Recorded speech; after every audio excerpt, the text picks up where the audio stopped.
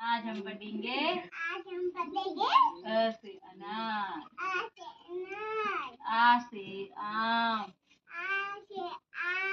ई से इमली, ई से ईख,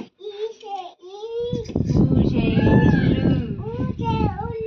ऊ से ऊल, ए से एडी,